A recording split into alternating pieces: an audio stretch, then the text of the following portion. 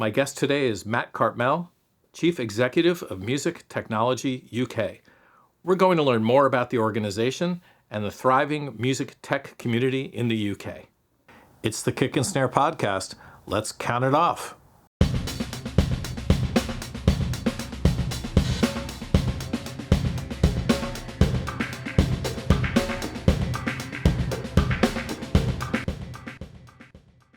Welcome. My guest today is Matt Cartmell, Chief Executive of Music Technology UK. Welcome, Matt. Thank you for having me. It's good to see you, Michael. Likewise. I've been excited to do this with you for a while, so thank you for being here today. I know it's later there. I'm in New York. Matt, you're specifically in London today? I don't know where you are, actually. I'm in lovely North London, Turnpike Lane. That must mean something to some of you. It's a bit specific, that location, yeah. All good. They're not going to knock on your door now or anything, are they? Let's hope not, but we'll see how it goes. If we hit pause, it's because somebody knocked on Matt's door in the middle of our conversation. The fans are approaching. It could happen. It could happen. So we'll jump in. I'd like to outline my goals for the episode, and then we can jump right in. But ideally, I'd like to learn as much as possible about the mission of Music Tech UK. Is it okay if I abbreviate that way? Absolutely, yeah. Okay, thank you for that. Because if I have to say technology too many times, I will flub it somewhere along the way, let's be honest. So I'd like to understand the mission. I want to learn more about the members, understand how they are innovating, and understand more about how Music Tech UK is advocating on their behalf. It's a very fast-moving music tech environment right now. And I think it's great that you're doing what you're doing, but I want to understand more about the advocacy piece, and we can go deeper into that. And as always, after we get through that stuff, I want to save some time to learn about you and how you came to your role as chief executive of the organization. Ultimately, our goal is to put our members on the map as global leaders in music tech innovation. And why not? Because ultimately, the UK is already famous for the amazing music that is a product of our country. It's also well known for being great tech developers, and yet for some reason, music tech isn't as well celebrated and recognized as it should be.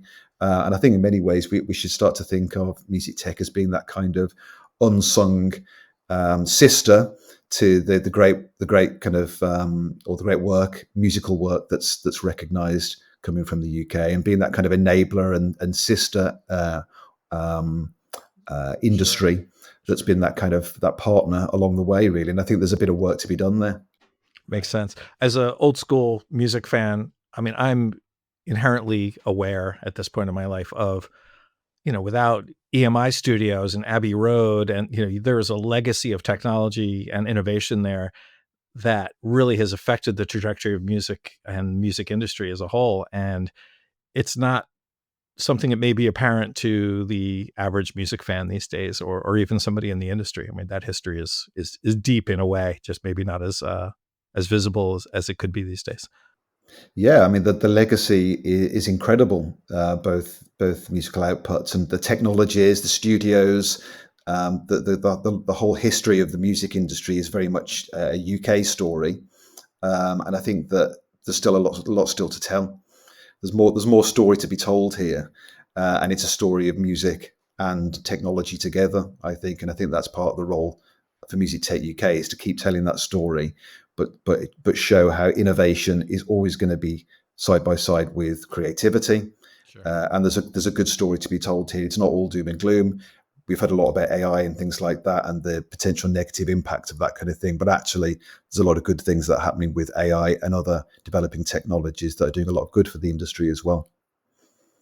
So you have an exciting group of members. I've spent some time looking at the membership, and certainly they're innovating across a variety of categories. Tell me who among your membership is exciting to you, and where do you think they are poised to blow up? I think going back to my previous point about technology being something as a force for good and actually kind of implementing change, which is useful to the whole industry. I think there's something really important going on with not necessarily the sexiest area of technology, but something which is really important, which is how there's a whole range of providers and startups that are fixing many of the problems that are going on behind the scenes in the music industry. The pipe work, ensuring that artists get paid on time and more accurately, ensuring that labels and rights holders get paid for their sync on time and more accurately, and all this kind of thing. And I think that an AI, as I've said, is one of the many tools which is coming into play to help improve these kind of things. And I think that it's really important to recognize that there's a huge amount of good going on here, and we've got members like Alloy, which are doing a lot to kind of improve how sync is being so the kind of the process of sync. It can be a very slow and tedious process of recognizing what tracks can be used where and how they can be used and that kind of thing, and how artists are happy for their music to be used. Well, Alloy's looking at ways to kind of change that, make it much more streamlined, improve the process, and it's using new technologies to do that. And so there's a lot of good being done there, but it's not necessarily in your face technology developments in that way. Are there other members of Music Tech UK that are also innovating in this category of the piping, as you put it? Yeah, and you could also look at a company like Click and Clear, led by Chantal Epp, which is a company ensuring that music used for sporting events is available to be used. The rights are all sorted in advance. It's going to be okay. It's easy to use platform. And she's done something really interesting there, just revolutionizing and changing the way that music can be available for sporting events, making it easy to do, and just fixing that little problem that's going on in music and in events. Got it. So certainly some members are innovating on the production and creative side, and then others are really, jumping completely beyond what we would have normally thought as music categories. One member came to mind was Medi Music, if I'm saying it right, and I was fascinated by what they're doing. Do you mind speaking to that at all? Yeah, indeed. So, yeah, another really interesting area of our membership is this idea about music for wellness, mental health, and all these kind of things. And Medi Music, Gary Jones' company, is a great example of how. I'm really fascinated by this idea that perhaps potentially one day the NHS could be prescribing sound or music as something to help with treatment, essentially, which is such an exciting idea. And I think that people like Gary are really driving this forward, this idea, and the way that music can actually be a force to help people's health, their mental well-being, and so forth, and actually almost building a kind of science around this kind of thing. Right. I love that idea. I mean, of course, I have to make a U.S. Healthcare joke, so forgive me. But here, the good music would all be out of network, and we'd have to pay out of pocket for it. Yeah, I could see. Wouldn't I be could see covered by that being. insurance. I could see that being the case. Yeah. No, that's cool stuff. And so, tell me about some of the others that are working either in the creative side or perhaps in the live event space. I know there's a lot happening with live production and immersive things. So I'm curious as to other members who might be innovating in those areas. Yeah, I think that, I'm also really excited about things like immersive technologies and what's happening both on the sound side of things, immersive sound, but also visual experiences, and how these things are combining for some really cool event-based experiences. And you've got people like Vol Video, Volumetric Video, which are one of our members, doing great things in terms of enabling live experiences to be cast into virtual worlds, so that people can simultaneously enjoy a live music experience in gaming environments, or the metaverse, if you can still use that term. I think we can. In just about, I think, and kind of experiencing those kind of musical experiences in virtual worlds. We're also very close to people like D&B Group. They're one of our associate members, and the great developments that they're doing in terms of creating truly immersive sound environments. And I think there's such a lot more to come in terms of the live experience and how people are going to take part in live music. I think that there have been huge challenges, obviously, with music venues, and particularly in the UK at the moment, many are being closed down. I think technology provides a solution to many of the issues in terms of driving forward new experiences. We've got to keep live music relevant, and while live music in itself is already an amazing experience to be had. Technology can help drive forward that relevance, make it more impactful for new generations that will be used to experiencing different kind of environments, gaming environments and that kind of thing. Mhm. And I think that technology can bring all of these worlds together in really exciting ways. Got it. That makes sense to me. I think I'm certainly a fan of live music and making live music. I'm a musician, and my wife goes out to see more shows than I do, to be honest. So when I say that I'm a live music fan, I'm like, nah, not as much as she is. She's out all the time. In any case, I'm also curious about from the AI perspective. Historically, in the last couple of years, many have been how do I put it, very critical of AI and the threat that it poses to I'll call it creators, just to include everybody on the creative and production side. And there are many bright spots that I certainly have experience working with technology providers using AI for purposes that actually enable musicians, that assist them in some way, that are collaborative tools and things like that. And while I think that many musicians are aware of them, I don't know that the general public is aware of the fact that there is this very beneficial aspect of AI in music tech right now. Roex comes to mind, who's a member, and so I'm curious if you could speak about what they do to some degree, because they seem like a real bright spot in terms of how people are embracing AI in a way that I think is productive for the industry and for the creatives themselves. Yeah, absolutely. I mean, Roex is a great example of how AI is bringing something to a marketplace which normally wouldn't be able to access that kind of service because it would be too costly and too difficult for them to achieve. There's a whole there's many artists working at home, bedroom artists, that whole kind of idea, who normally wouldn't get the ability to be able to have a professionally mixed track available to them. And so, really AI is going to give them that opportunity to them. There's obviously different levels of service that people need. I mean, a professional artist working in the studio will probably benefit from having a professional mixer to work with them on their track. Yeah.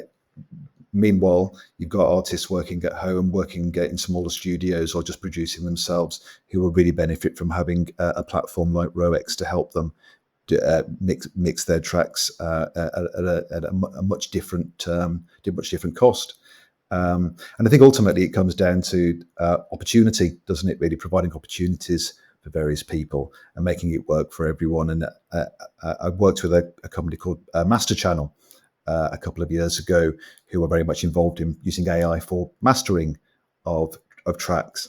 And what they actually did, they partnered with a very quite well known masterer of tracks, and actually licensed his sort of signature style of mastering out to them, so that ultimately artists working from home can actually kind of create tracks which have that kind of signature sound that ultimately they wouldn't be able to achieve.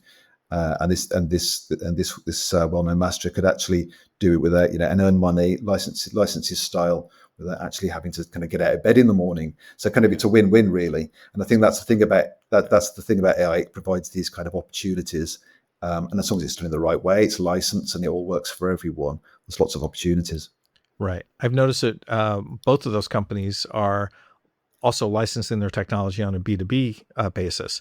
And so being able to create flexible APIs allows them to then integrate that into other people's systems where they might be able to do things at scale rather than a one-off Michael Nevin's composition production that needs to be mixed in his bedroom or in my home studio bedroom here. But rather do these things at scale, perhaps remix a track that had been stem separated or whatever, and do that multiple times over overnight to repurpose an entire catalog of music. So I'm excited about the idea that these things can serve people in the personal creative context, but also in the sort of corporate environment as well. So there's good things ahead for companies, I think, that are thinking along those two tracks, both B2C and B2B. So Yeah, good stuff. yeah. What are some of the success stories about how Music Tech UK has supported its members? Good. Yeah, good question. Well, I mean, there's a couple of ones that we've talked about recently, which are kind of exciting. So we've got a company called Evolution, which is a vinyl manufacturing company, and they've recently forged a partnership with Loop Fans, which is a Web3 company. And it's really exciting, actually, the idea about having vinyl, which is kind of embedded with kind of Web3 technology and taking that to market. And this kind of forging of, or marriage of old tech vinyl with these kind of new technologies, these Web3 technologies in a single place. And they've taken a piece of vinyl to market. And this was enabled because they met through our network. Basically, they're both members and met because they connected through Music Tech UK. So for us, that was a really exciting story, and also kind of a cool one as well, that we've got records that have got this kind of NFT technology embedded into them as well. So I love that one. Oh, that's cool. I never thought about that. That's a great idea. Yeah, it's super cool, and Terrific. I've got it just over here as well. The records, I'm very proud of that. It's got pride of place on my record player. Hmm. And also just really pleased that we've helped a number of members gain investment through our network, and we've made introductions. A company called Elevate. They've gained investment with one of the angel investors that are part of our network, and gain some investment there. And it's kind of the first investment that they gained. So again, that's really pleasing to see that we're really helping to bring these people together in this kind of way.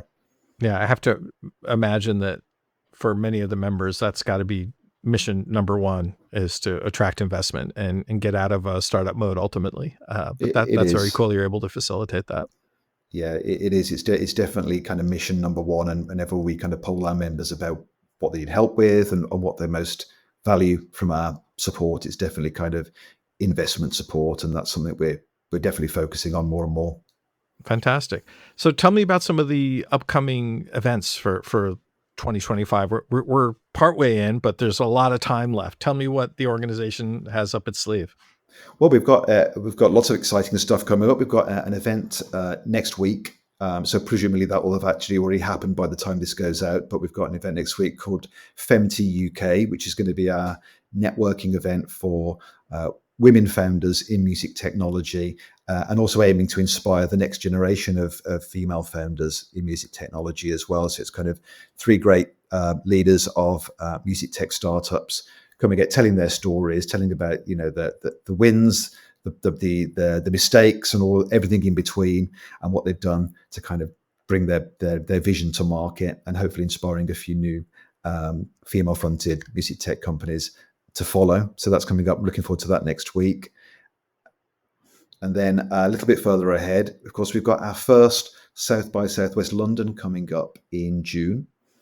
And Music Tech UK are planning to do a number of fringe events for that, taking that out, and having some events probably taking place at our co-working space home, which we use and our members can use all the time. So we're having a range of events there for that, kind of bringing together the investment community, startups, scale-ups, big tech, and all other kind of organizations together for a range of interesting and hopefully quite high-level events. Good stuff. So my understanding also, because I got the announcement, is that there's a collaboration going on with the U.S. government and your upcoming LA mission. Am I saying it the right way? Yeah, that's right. So we're going to do a music tech mission to LA, and that's coming up in June. And basically, the aim of that is we're going to take out, I think, about 8 startups in music tech, take them out to LA, have a week of experiences, meetings, demo opportunities, and take them around a load of record labels and all the rights holders out there, and kind of meet useful people to them. And we're currently underway with that call for applications for that. And it's just a great example of how we can work with other organizations like the UK government to launch useful experiences to actually help develop our members and the wider music tech community, help them to develop their skills, prepare, understand more about the market that they're going out to, and so on. Right. The advocacy piece seems to be important, right? From what I'm gathering, and right now, especially considering how quickly things are moving with AI and the implications for content creators, content owners, tech companies, copyright law, it's all, in a massive mix right now.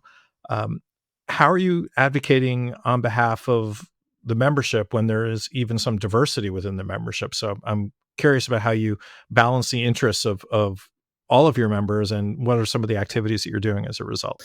Yes, well, I mean, it's really important for trade associations to represent their members with advocacy, going out to government and kind of giving a point of view on behalf of their memberships. We've really just started this process. We started it by launching our response to the UK government's the AI and copyright consultation that it launched earlier this year. So we brought out our response to that in February. And provided a viewpoint on behalf of our members. We had a roundtable discussion, gained viewpoints on what our members thought. It's a nuanced viewpoint. We have to be. It's always difficult when you're kind of sitting in the middle somewhere when you've got to have a point of view. And I think we sit in the middle somewhere in this debate. In that, on the one hand, we represent tech companies, AI companies, but we also represent the music industry, or at least part of the music industry as well. And we want to try and maintain a way to ensure that these things work together really well.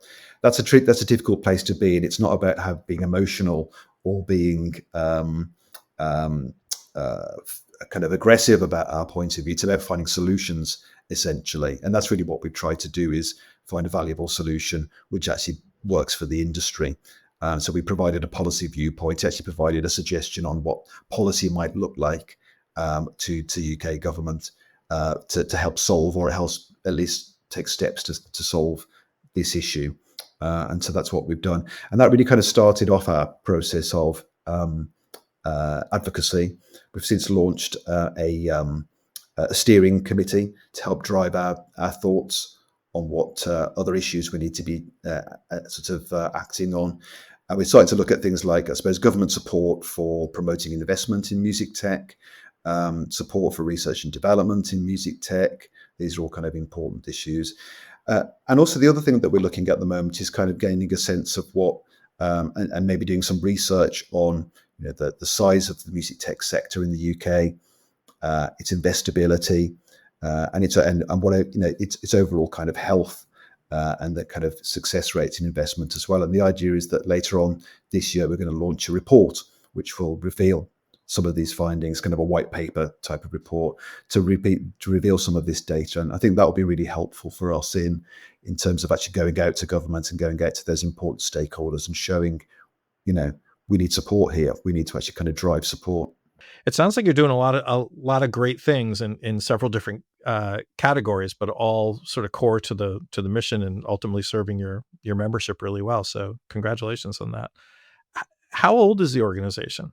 Well, we're a year and a half old. So we launched in October 23, and it's flown by.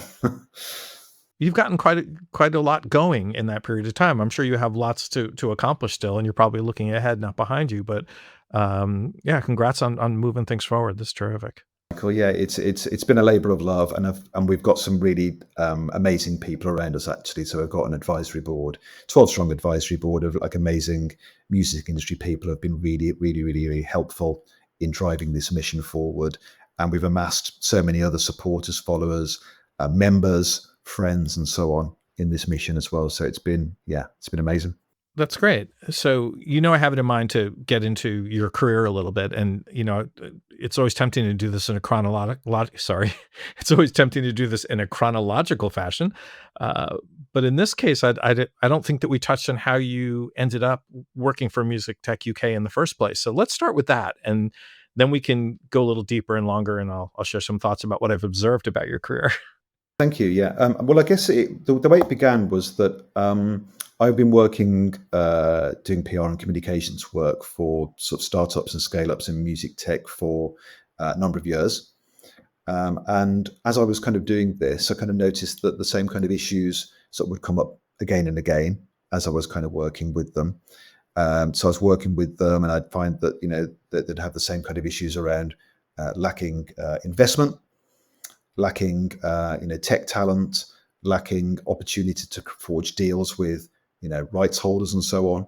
And everyone I spoke to kind of noticed the same kind of issues as well, that there were these kind of problems facing them in terms of, and often it was actually to the point where music tech startups would fail, would actually kind of would have to stop their project because it wasn't moving forward any further. And I saw this time and time again, and everyone I spoke to about it saw these kind of things as well. And I went to South by Southwest in 2023 and met a bunch of people out there, and I think we got talking about these kind of issues. And at that point, we thought, well, hang on a minute, why don't we kind of start something that can help to fix some of these problems? And that's where the germ of an idea started, I guess, to launch Music Tech UK. Got it. And so you were there at the front from the idea forward. I mean, Yeah, it yeah. sounds like Essentially, that's yeah. fantastic. I launched it alongside a bunch of other really really helpful people, many of whom were there at South by Southwest and are now on our advisory board, helping to continue to drive the strategy going forward. I love that. That's cool. So let's go back and I'm always fascinated to talk about people's careers, particularly in the case of most of my guests, and certainly I think with yours as well. You've had sort of an interesting career trajectory. It wasn't a straight line as it is for some people. At one time it was typical for people to work in a single field or even a single role for their entire careers. And this has, of course, changed a lot over the years. But it seems especially true for people who've worked in technology fields or industries that have been disrupted by tech, like media or music or film or anything else for that Mm. matter. So I'm curious, let's start at the beginning of your career. Tell us about PR and music journalism and things like that you were involved in. Yeah, I'm definitely a big advocate of the squiggly career. I think that's been something that I've definitely I've carried through my career. And a lot of it doesn't make a lot of sense, some of the decisions, but kind of makes sense to me, I think, Sure. uh, as I've gone through it. But yeah, I mean, I started off, moved into London in '99 Hmm. um, Where were you before from that? from Birmingham, where I grew up. Got it. And I moved down here to start a career in tech PR. So that kind of makes sense. But like I suppose, like a lot of people that kind of move to London, they move down for one thing, and then perhaps sort of get a bit distracted by lots of other things that are going on that they get involved in while they're here.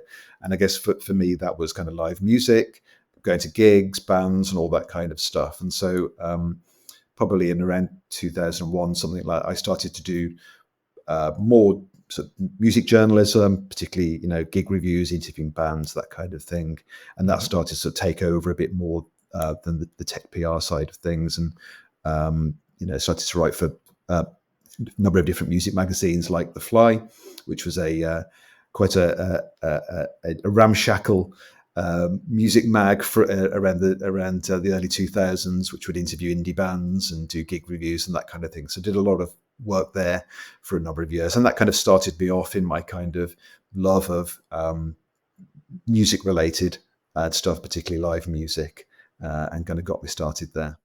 That's cool. It seems that more and more people's personal passions are shaping their careers. So you managed to take your personal interests and converge them with your professional career. And was that a deliberate thing, or did it just sort of happen? Did you make that deliberate choice, or? I think one of the things that I tend to do is be driven by passions and kind of move towards things that interest me. And I think that's possibly that's what explains some of the strange squiggly moves in my CV. I guess is I move towards things that interest me. Um, Indeed, yeah. Well, it's a good way to be. So that's kind of something, and then kind of from there, actually, I started off doing music journalism, but then I kind of moved away from that a bit, and actually just went into sort of straight journalism, news journalism, and trade journalism for a number of years after that. So I then kind of got into that kind of route of just written journalism essentially for many years, and that took me through until kind of the 2010s, something like that, working there. You and I have touched on this topic before in other conversations, but I'd like your thoughts here on the record. Um, having worked on both sides, both PR and editorial, and of course you're a consumer of media, can you share your thoughts on how, media and comms are changing as an industry, as a practice? It's a hugely changed world, isn't it? From the one that I started off in terms of, first of all, you've got PR people outnumbering journalists probably to about 10 to 1. And I think that that's something which provides challenges for marketing and PR and communications work, but also it provides huge challenges for journalists as well, who are trying to sort of balance a huge amount of work without much support at all, without much financial support as well, and the commercial challenges that face many media outlets. And I think all of these kind of difficulties are kind of wrapped up together and are actually kind of leading to a lot of changes within the way that media, comms, marketing works together. And I think the model's kind of shifting quite a bit, sometimes for good, sometimes possibly not for so much good as well. And I think that the key thing is to kind of keep strong standards in journalism, and I think that's increasingly a challenge for a lot of outlets.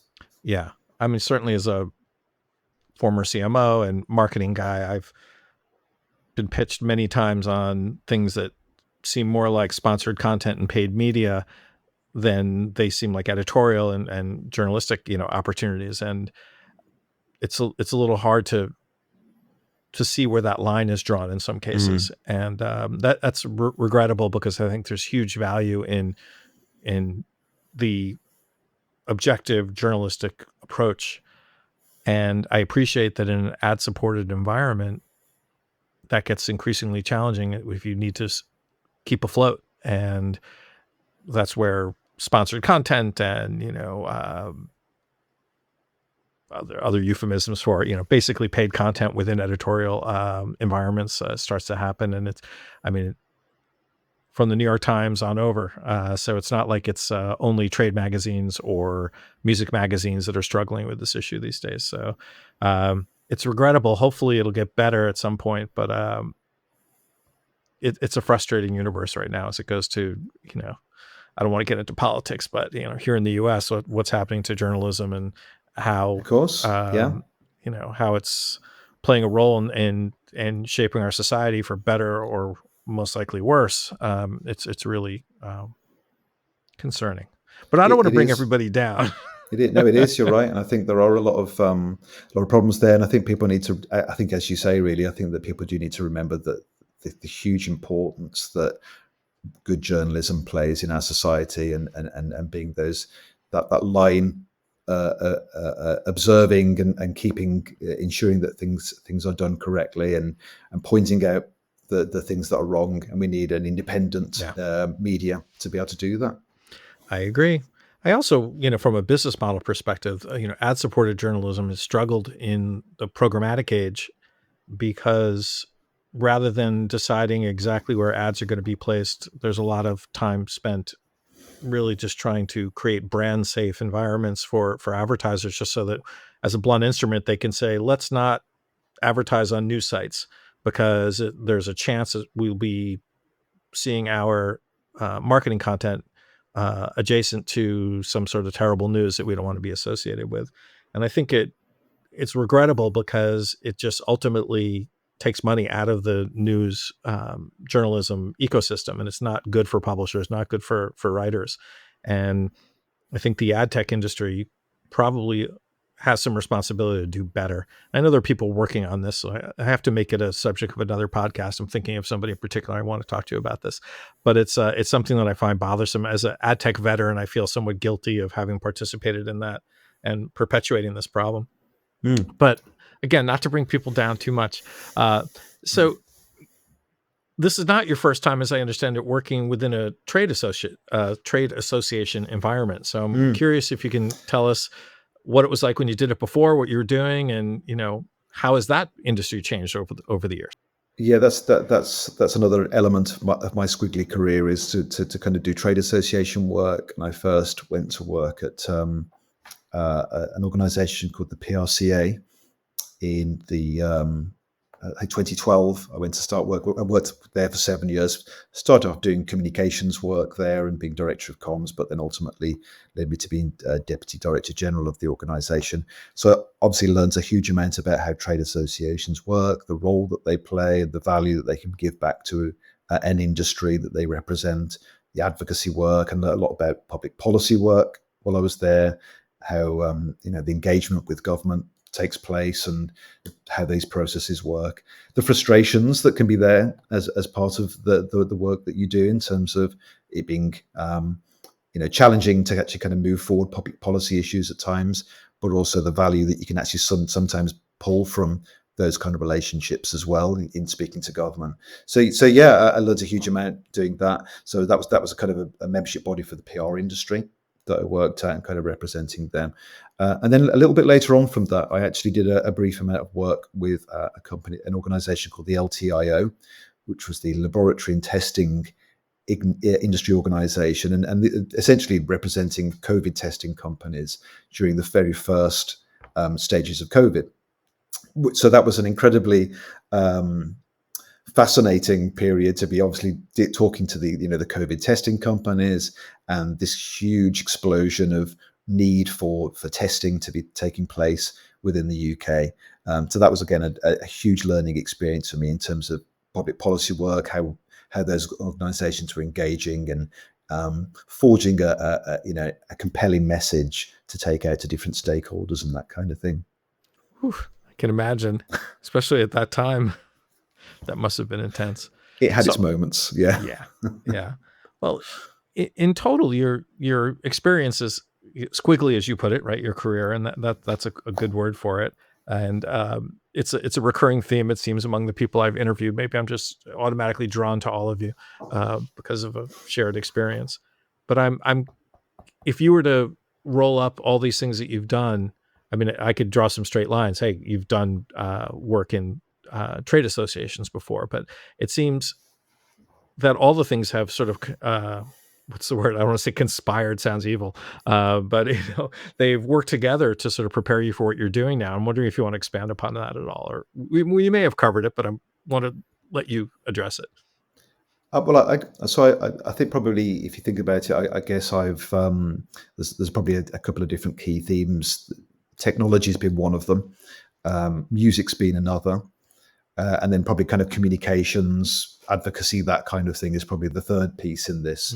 So I think those have been kind of threads that have run through everything I've done, and probably, we're clearly using all three of them in the Music Tech UK work. So very much I do feel as though, this has been a bit of a culmination of lots of things I've learned in different places as I've gone along in the last God knows how many years I've been working. And it very, very much feels that way, that I'm putting on lots of different experiences at the moment. That's terrific. That's one of the benefits of experience and age. As we go, we can draw on some of the things that we've done. You kids out there, you hear me? So one of the things that I often do is encourage my guests to do shout outs to those people who played pivotal roles in their career or in their lives. So who for you? I mean, who has played the role? Who has played that role in helping you either in your career to change your thinking or inspire you in any way? Is there anybody who you'd like to shout out? So I guess there's two people that are kind of worth kind of mentioning here, and sadly the first one that I'm going to mention is he's actually passed away a number of years ago, but it's an important person to kind of name because I learned a huge amount from him while I was working with him. He was actually the Director General of the PRCA, a man called Francis Ingham, who was Director General there right from when I started, and I worked there with him for 7 years.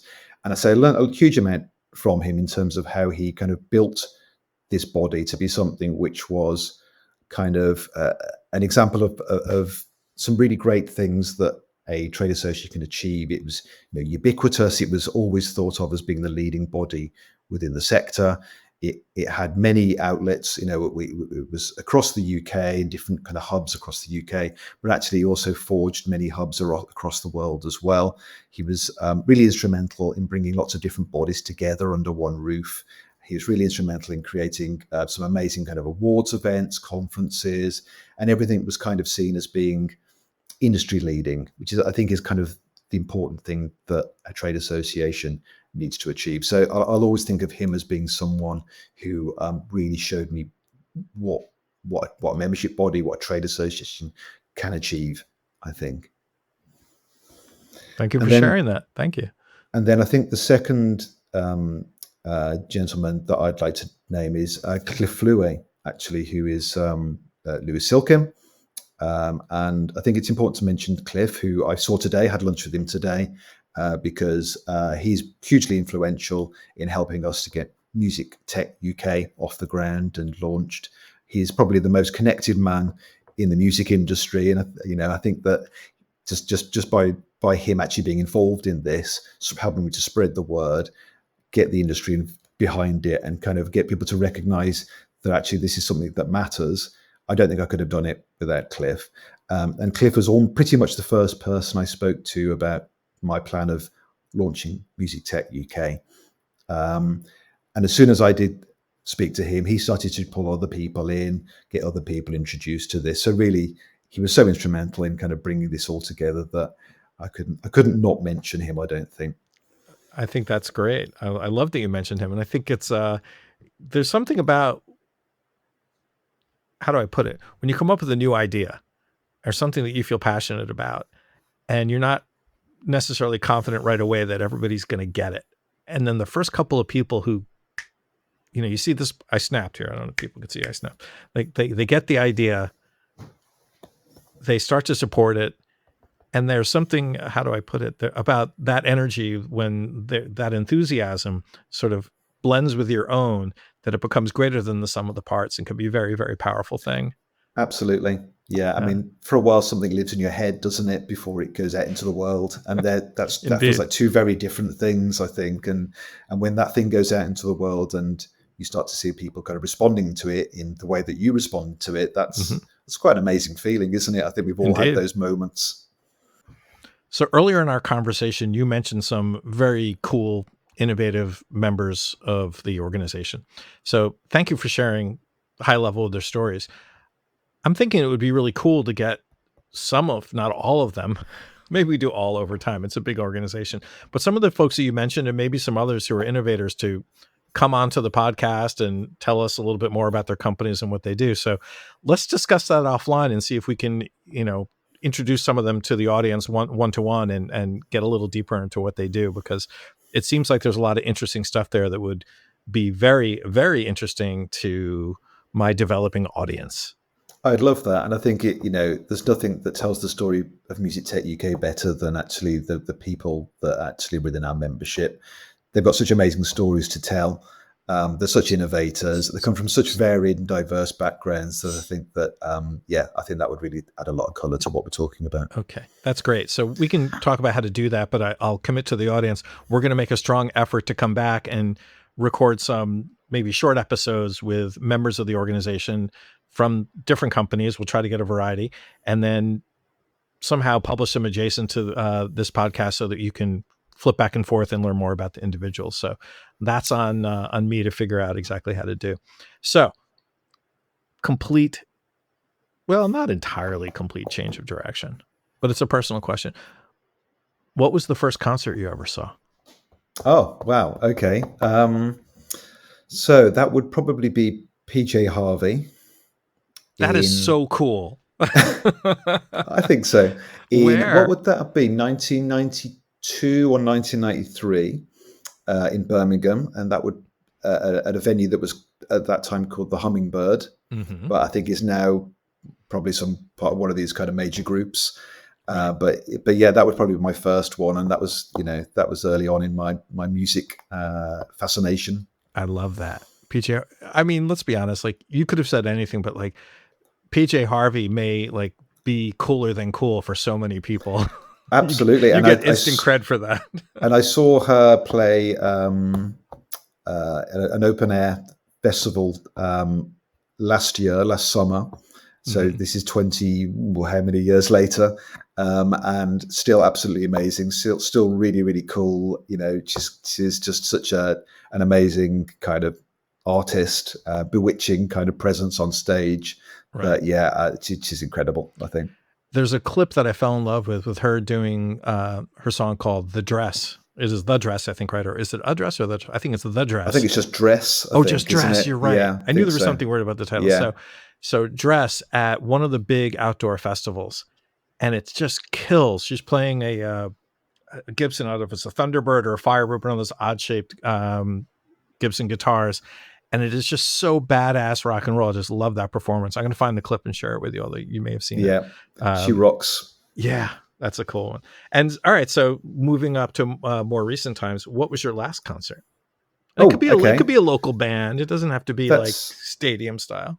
Yeah, that's a good question. So, I went to a gig a couple of weeks ago of a UK band, actually a Birmingham band. So it goes back to my roots in a way, and I think that's part of my love for them. Love Called that. Big Special. So they're a fairly new, but they've just brought an album out a few months ago, or maybe last year. Very much kind of, how do I describe them? A bit shouty, a bit of the kind of Sleaford Mods style, but also quite a soulful musical element as well. And he's a real poet. I think the lead singer, he's really amazing kind of lyrical genius. Right. And so check out them, Big Special, the Birmingham band. They're very cool. Cool. Thank you for that. Any other good music to share? Well, possibly a band that I saw a couple of months before that was a band of quite young band called Mandrake Handshake, who I saw. Yeah, so they're quite psychedelic, as you can imagine. They're a psychedelic band. Mm-hmm. Who I saw at a smaller gig a while ago, and there's probably about, I don't know, about 10 people, it seems like, in the band, all playing lots of different instruments. Really fantastic sound, quite a good kind of English psychedelic sound. And it's just great to see kind of young people kind of like embracing music like that. I think that's such Indeed. an exciting thing. Thank you for the tips. Check them out. If I'll find ways to share links or something and some of the content about these acts. So thank you very much for sharing. Always interested to check out new stuff. So thank you very much for being here. I want to, as a final topic, just ask the question: how can anybody listening to this, members of our audience, connect with you or learn more about Music Tech UK? What's the best way to get involved or to just learn more? Yeah, get in touch. We'd love to speak to anyone. We're a really inclusive organisation. We want everyone to get involved from whatever side of the industry you're at. So drop me a LinkedIn. You can also check us out on our website, which is musictechnology.uk. Have a look there. Drop us a message from there if you like. But yeah, love to speak to as many people as possible. Be startups, scale ups, music industry people, whatever it is. Love to chat. Great. So officially, thank you so much for doing this. Thank Really you, enjoyed Michael. having you. It's been great to be here. Great to catch up. Likewise. So we'll talk soon about reaching out to other members of the organization, but I thank you for the time today and the interesting conversation as always. So we'll talk soon. See you soon. Thanks, Michael. Thanks.